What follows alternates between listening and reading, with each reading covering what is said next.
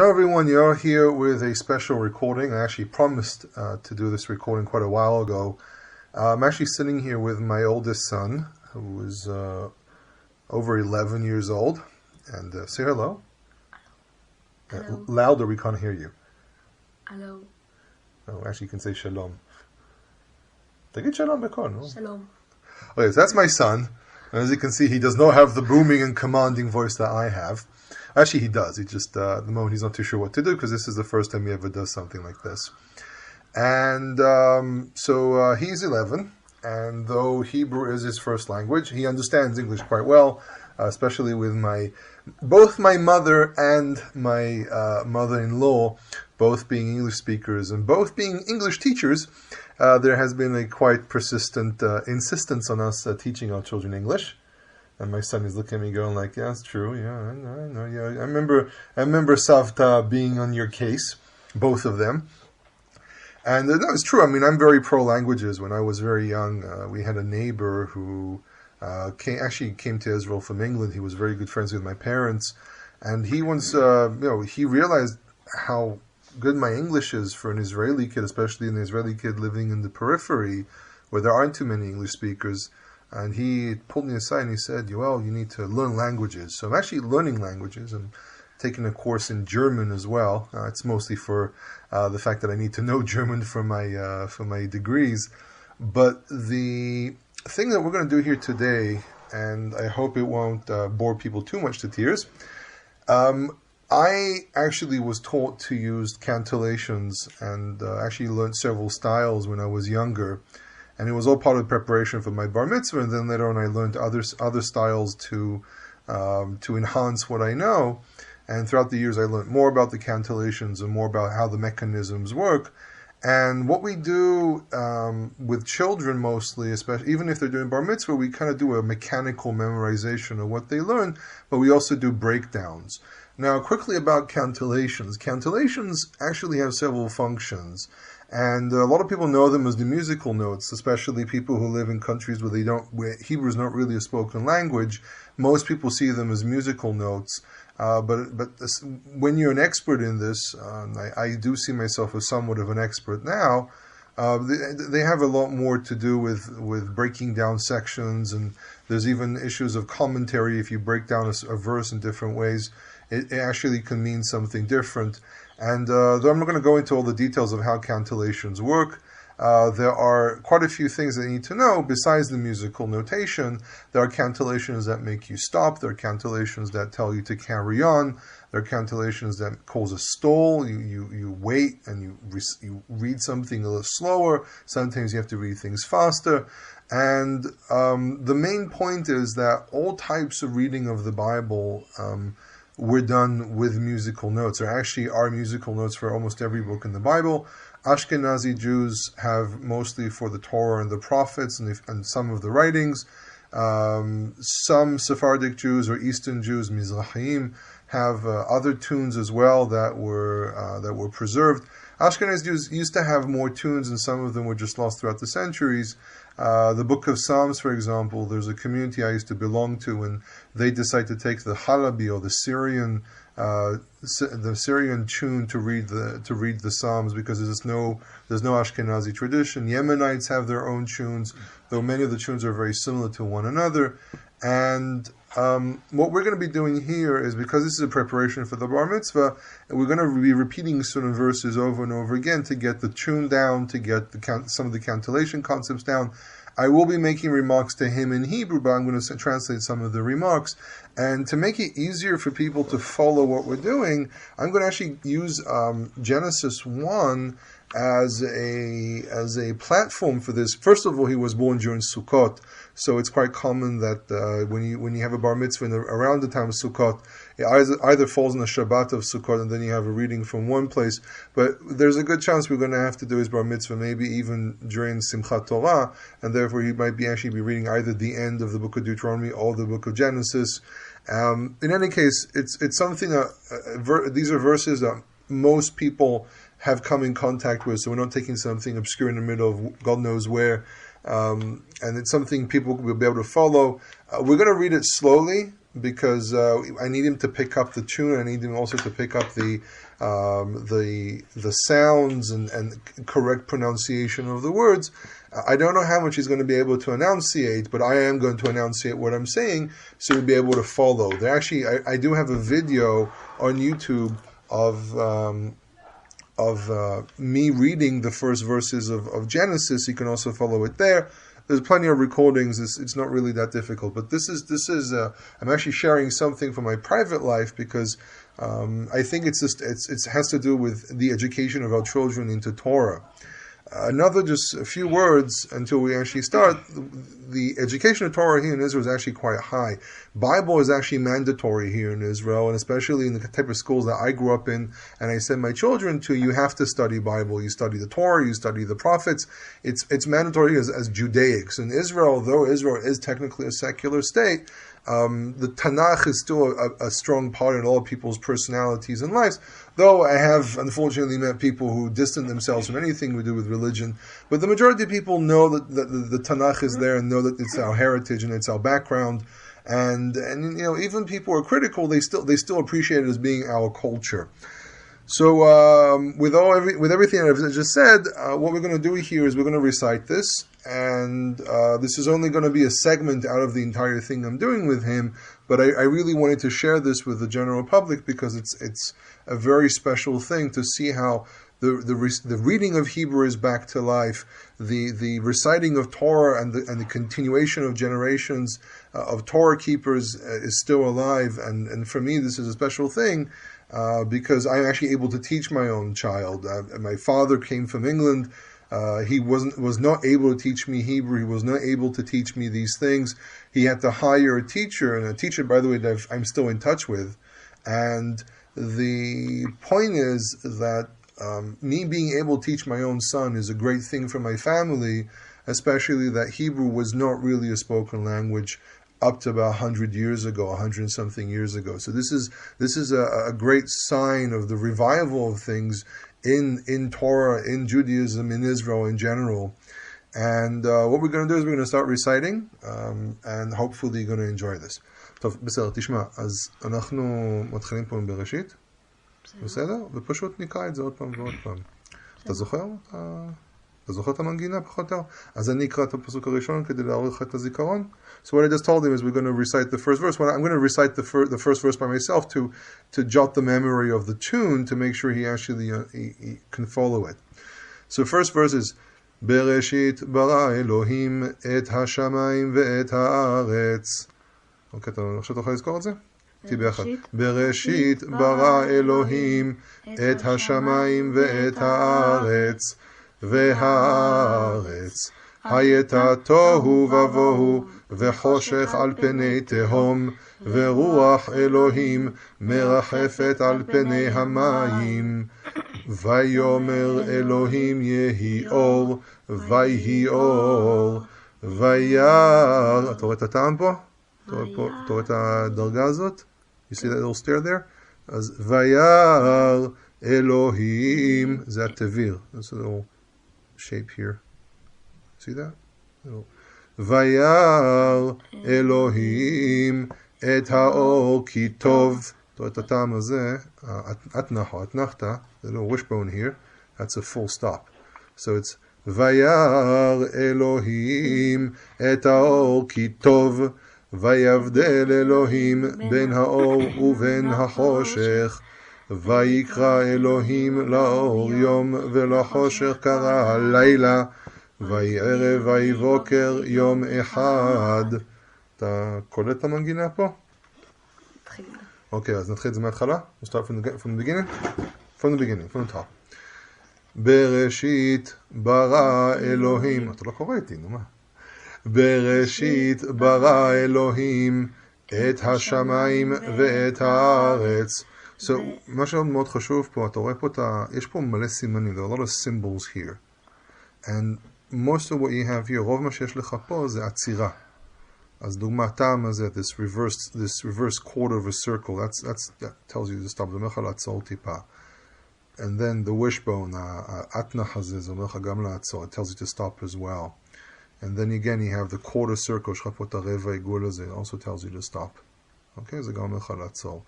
בסדר? אז תחשוב על הצורות גם שיש להם משמעות. Think about the symbols that they also have a meaning. הבנת?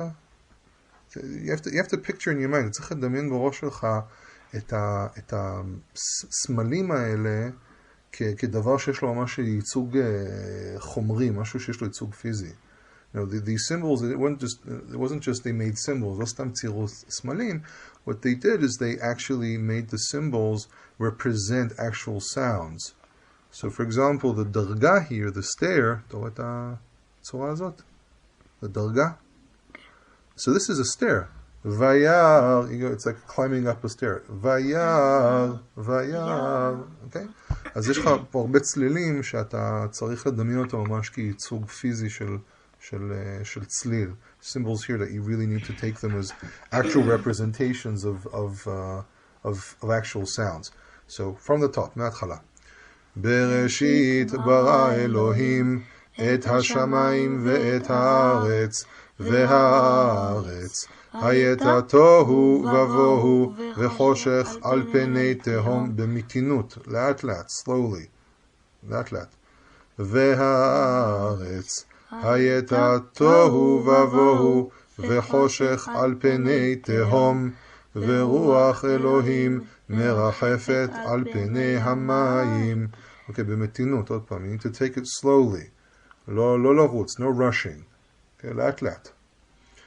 ויאמר אלוהים יהי אור, ויהי אור, וירא אלוהים את האור כי טוב, ויבדל אלוהים בין האור ובין החושך.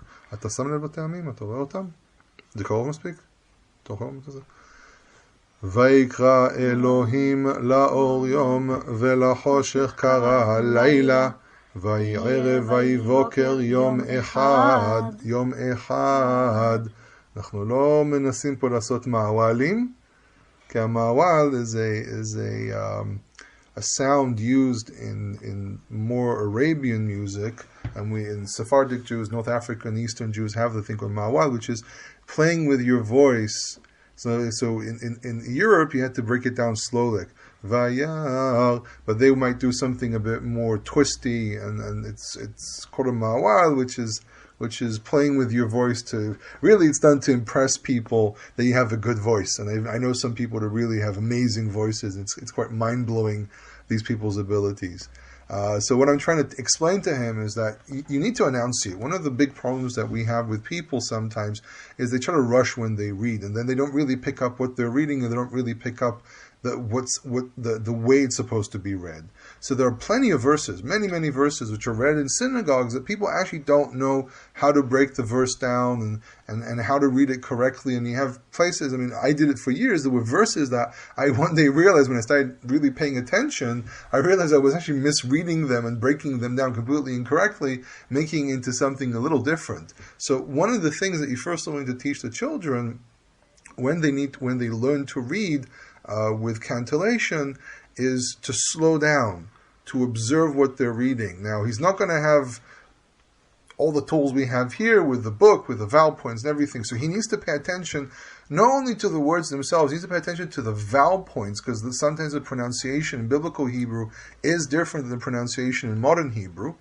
And then he needs to pay attention to cantillations as well. This is why we prefer to work on a mechanical level with children, making them more memorize what they have to read, but also pay attention to the words themselves, and in time get them to actually read with intent and with really understanding things. So at the moment, what I'm doing with him, I'm actually starting him kind of early, usually about 4 to 6 months before a Bar-Mitzvah, you actually start with kids.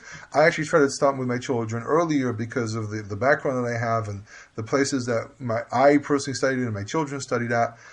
So we want to actually start much earlier. So what I'm first trying to do is get him to understand the idea more of reading slowly, enunciating, and reading out loud, which is something he's not doing at the moment, but to get him to read out loud, so when he actually ends up reading in a synagogue, people will be able to hear him. And because in Orthodoxy we don't use microphones on Shabbat, then he needs to really work on enunciating, vocalizing properly and picking up the tune correctly. And then we also start working on the precise sounding and the precise vocalization of certain sounds. So we're going to carry on from verse 6 to 8 because this is something he hasn't done with me yet. So אנחנו עכשיו נתחיל פה איזה קטע שעוד לא עשינו. בסדר? שאנחנו נתחיל עכשיו פסוקים ו' עד ח', בסדר? ויאמר אלוהים יהי רקיע בתוך המים, ויהי מבדיל בין מים למים, ויעש אלוהים את הרקיע. אתה רואה את הצורה הזאת, את העשר שיושבת על הצד? ויעש אלוהים את הרקיע, ויעש אלוהים את הרקיע, ויבדל בין המים אשר מתחת לרקיע ובין המים אשר מעל לרקיע, ויהי כן, ויקרא אלוהים לרקיע שמיים, ויהי ערב ויהי בוקר יום שני. עוד פעם, again. ויאמר, I want to hear your voice. בוא נשמע אותך. ויאמר אלוהים, קול, I want to hear your voice. ויאמר אלוהים יהי רקיע בתוך המים, ויהי מבדיל בין, לא, כתוב פה למד? בין מים למים, לא בין למים למים. אתה צריך לשים לב מה אתה קורא, to pay attention what you're reading.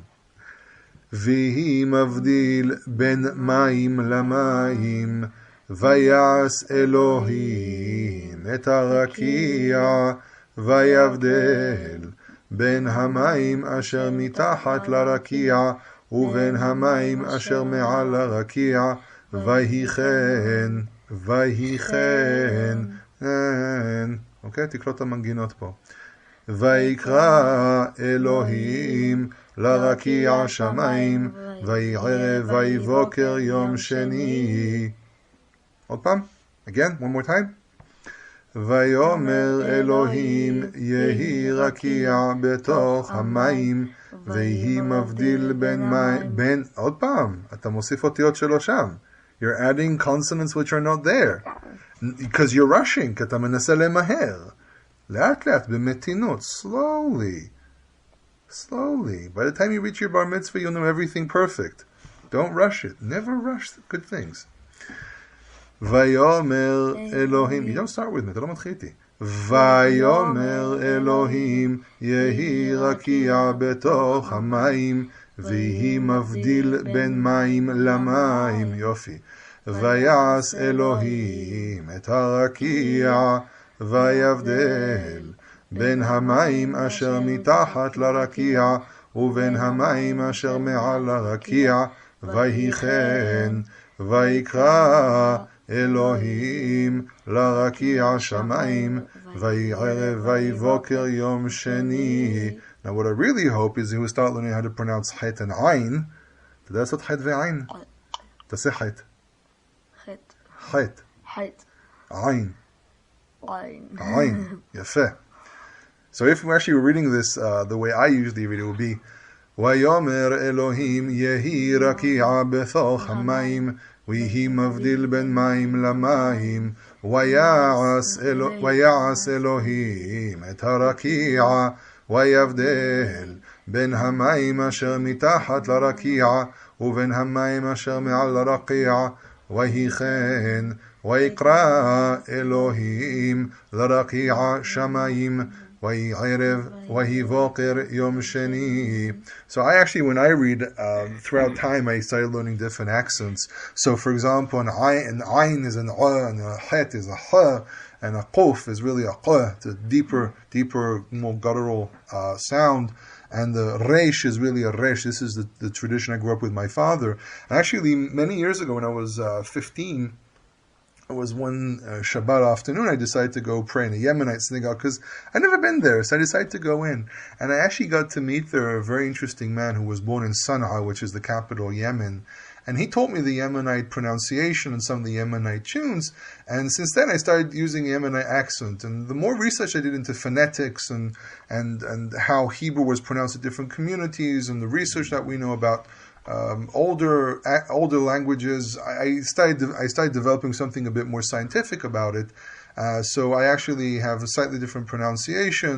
Also, cases where there's a dagesh falte, I might move the sound a little harder and pronounce things a little differently. But het and ayin are considered to be very basic amongst people who are professional readers. And when I was growing up, it was very, very common that the teachers would be ones that teach you with a het and ayin. My teachers, I think it was my third grade teacher, and then my teacher fifth and sixth grade were both North African. They actually had a het and ayin. I remember actually as a child, it was very different back then.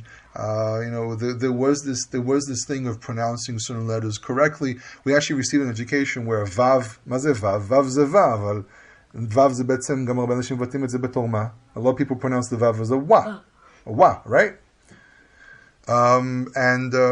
Remember when we were told to read, we were told about the other pronunciations, because this was still back in the 80s, where cultural things were still around. The Israeli identity was still being built up, and the last 30 years it has changed. But what's pretty amazing is the fact that my kids still can go to a school, and I believe this is going to continue for many years. But my kids can go to a school where they learn Tanakh, they learn about culture. And to tell the truth, there was actually a curriculum book when I was growing up that even taught us about Karaites and other communities and a lot of Second Temple history, a lot of very interesting things. The curriculum has changed. They decided to move some of these things more to high school. But when I was in elementary school, we actually had a lot of cultural things that came up. We studied about Tanakh and its historical setting. It was pretty amazing. I remember growing up here in Israel was pretty amazing, and I might do a recording just telling you stories about things. Tanakh being mandatory, visiting certain places was mandatory, going to Jerusalem as the capital of Israel was mandatory, and as far as I know, it's also, for example, in the United States, it's mandatory to go visit the capital at least once in your school experience. And, going to Israel Museum, seeing the Dead Sea Scrolls. I remember going to Megiddo with my parents when I was growing up. It was only really down the road from where we live. Archaeology, so many things that were just part of our world. Visiting Mount Carmel as school students, visiting a lot of different sites. And I have to admit, it was a pretty amazing childhood. And what I really hope, מה שאני מאוד מקווה, is my children can have a similar experience. I know that I think some people listen to this and go like, oh, I wish I could do that as well. And yes, I mean, someone once gave me perspective about this, saying, that I am blessed and I will be able to live in the country. And you know what? I agree with that. I wholeheartedly agree with that. And, so I want my children to have the same experience. I want them to have the Tanakh as part of their history, as their culture, as their identity. But I also teach them the historical background of things. You can't have a father who is a historian and a Bible scholar without him throwing things on a Shabbat table and, explaining verses as they are. Like, for example, אתם לומדים משנה בבית ספר, נכון? My kids study Mishnah, אתם גם לומדים תנ"ך, נכון? גם לומדים תורה. And you also study Torah. And I'm just going to translate while I'm talking with him. And כשאתם לומדים תורה, לדוגמה, לומדים אתכם רש"י ומדרשים, נכון? תגיד נכון. רוצים לשמוע אותך. נכון. So they have to study Rashi and the Midrashim. אתם לא ממש רואים את הפשט של הפסוקים. חלקית. They only partially see the pshat. אז מה אבא עושה? What does אבא do? אבא נכון בשולחן שבת, הוא פותח ואומר, מפרש את זה בעצם כפשוטו. What happens is, as he said, תגיד את זה עוד פעם, אבא? מפרש. אבא מפרש. Abba interprets the verses and explains them actually based on pshat. So, I'm not against what the teachers are teaching. It's also part of our Jewish heritage. But I want my kids to also know the pshat and the historical background. So my children, הילדים שלי, כמו התלמידים שלי גם. My children are like my students, and my son is like raising up his back and, yes, I am one of your students. So I want to thank my son. תודה רבה לך, ידידיה. בסדר? נהנית? תדבר, לא שומעים אותך. כן. His vocabulary is limited to a few words because he doesn't want to talk here. What? You see, some of the English came out. So I really want to thank my son for taking time away from his very, very important activity of sitting on the couch watching television. Actually, no, he doesn't watch that much television. We limit my kids because we want them to be educated as well, and they're really happy to do it. אתם לא מגזימים בטלוויזיה, נכון? נכון, מאז שיונתן, אנחנו מפסיקים לראות בשעה 4 בערך. You see, so my son, for example, takes great responsibility over his younger brothers because he actually is the oldest son, and my youngest actually has a learning disability. So we've actually been asked by the educational board to limit the amount of television at home. My kids say, you know what, if it's for our younger brother to help him, we're going to do it. So it's pretty amazing to have kids that are also morally sound, which is really beautiful. So תודה רבה לך, ידידיה. Thank you, ידידיה. And I hope people enjoyed this recording. This is really a much more personal type of recording that I usually don't do. And hope you enjoy this. כל טוב. תגיד שלום. שלום.